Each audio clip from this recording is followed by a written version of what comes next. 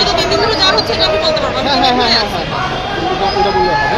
তারপরে এখানে আপনার মানে কতদিন ধরে এই দাবিটা 3 দিন ধরে এটা এটা তারা আমরা জানি যে আমরা কর্মসূচি চলছে তো প্রেস ক্লাবের পরশুদিন থেকে ভাই ক্যামেরা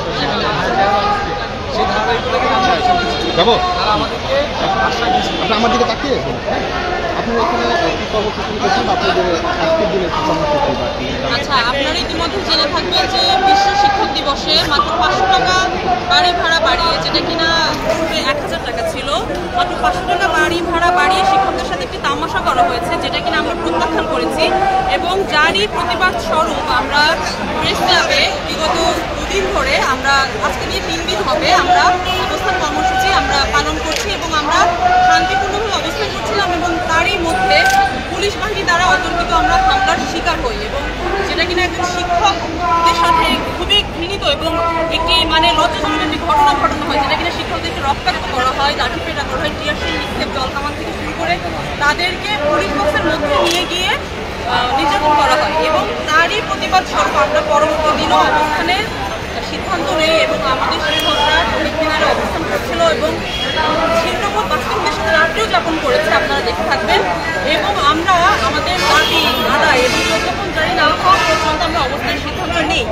এবং যেটা কিনা আজকে দুপুর 12টার সময় আমাদের লং মার্চ টু সচিবালয় হওয়ার কথা ছিল, কিন্তু ওটা আমরা পিছিয়ে নিয়ে 4টা বাজে আমরা শুরু করি, কারণ 2 মন্ত্রণালয়ে বারবার বৈঠকে বসেও আমাদের সাথে সরকারের কোনো প্রতিনিধি যোগাযোগও করছে না, কিছু জানাচ্ছেও না, যার কারণে আমরা এই লং মার্চের সিদ্ধান্ত নেই। এবং আমরা এখানে এসে আপনারা দেখতে পাচ্ছেন যে আমরা পুলিশে বাধার মুখে আমরা দাঁড়িয়ে আছি, আমরা যেতে পারছি না।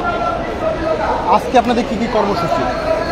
আমাদের দাবি আদায় না হওয়া পর্যন্ত আমাদের অবস্থান কর্মসূচি অব্যাহত থাকবে এবং সারা বাংলাদেশে সমস্ত শিক্ষা প্রতিষ্ঠান, বেসরকারি শিক্ষা প্রতিষ্ঠান কর্মবিরতিতে গিয়েছে এবং ক্লাস বর্জন চলছে এবং এটি অব্যাহত থাকবে।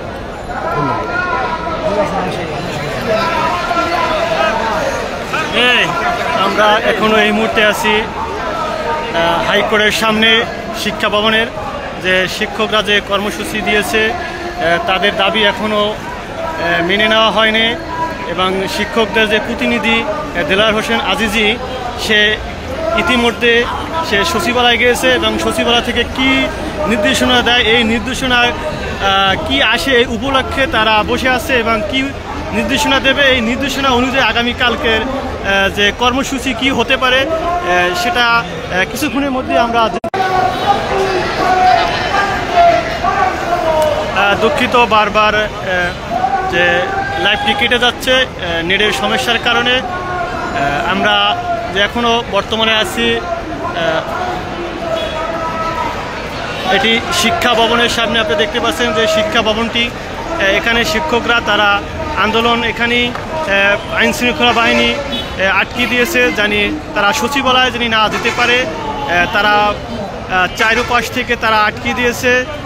ইতিমধ্যে আমাদের যে শিক্ষকদের যে প্রতিনিধি দেলাওয়ার হোসেন আজিজি, সে সচিবালয়ে গেছে এবং সচিবালয় থেকে কি তথ্য এবং কি বার্তা দেয়, এই বার্তার জন্য শিক্ষকরা বসে আছে। এবং এখন মাগরিবের টাইমে তারা বিরতি দিয়েছে যে নামাজের পর তারা একটি কর্মসূচি ঘোষণা আসবে, যে আগামী দিন সে কী ঘোষণা আসতে পারে। এবং শিক্ষকরা বলেছে যে আমরা আজকের যদি দাবি যদি না মেনে নেয় তাহলে আমরা এখানেই আমরা সমাবেশ করব, এখানেই আমরা বসেছে থাকবো, এখানে যখন বসেছে এখান থেকে আর উঠবো না, আমরা আর যে শহীদ মিনারে আর যাবো না, আমরা এখান থেকেই শুরু হবে সামনে অগ্রসর এবং যে সচিবালয়ের দিকে।